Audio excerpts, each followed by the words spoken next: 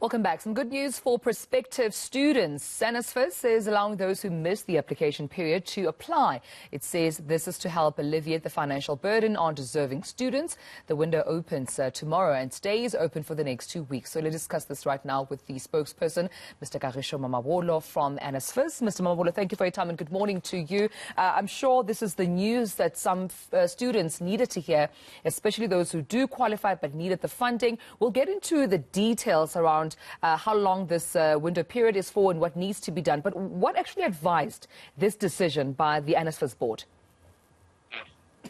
Thank you very much, and thank you to your listeners. I think, as you know, the NSFAS board started on the 1st of January this year. And what the board has done, considering that the entity has been under administration for 2 years, and also prior to the entity being under administration, there were a number of teething problems emanating from the introduction of the student-centered model in 2014, and also followed by the announcement of free education in 2017. So all these issues actually made the scheme to rethink itself, and the board prioritized a couple of things when they started in January.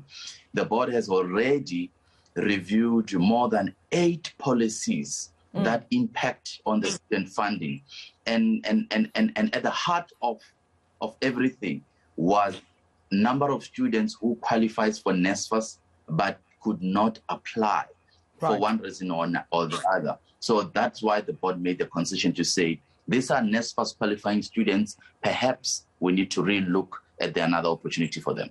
All right, let's talk about then the criteria here as well as the days involved so that those who need to apply can get started with it as soon as possible. Because my understanding is that anyone who tries to apply after the deadline, unfortunately, will not qualify for this funding. Yes.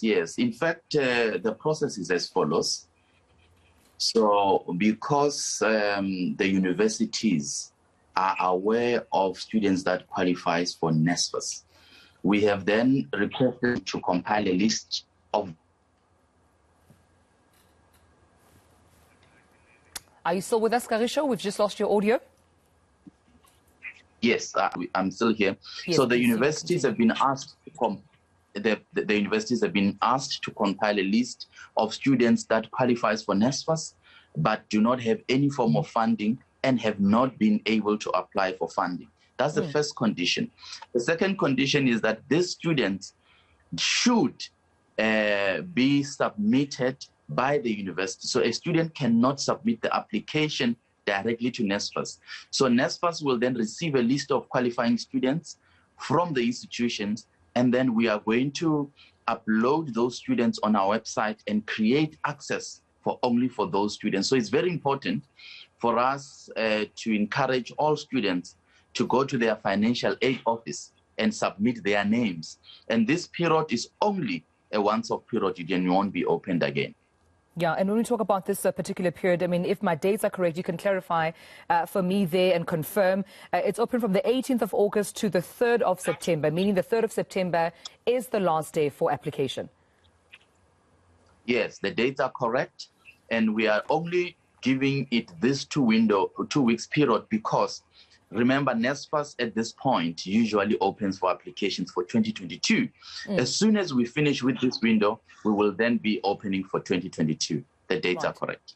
All right. So I need to ask you about, a point you mentioned earlier on NSFAS being under administration. I mean, what's the progress with that? Because, sure, if you have to go in social media around, times when students have to apply for NSFAS, have to receive either their stipends or there's some sort of maladministration or mismanagement of funding, it seems like quite a frustrating period for students. I can imagine for NSFAS as well, because you are expected, to obviously administer funds in an orderly manner, but timelessly, so that doesn't interfere or interrupt any, academic year for the schools, or for the learners, or even students. That's the term I'm looking for. So how's that been going since you've been placed under administration?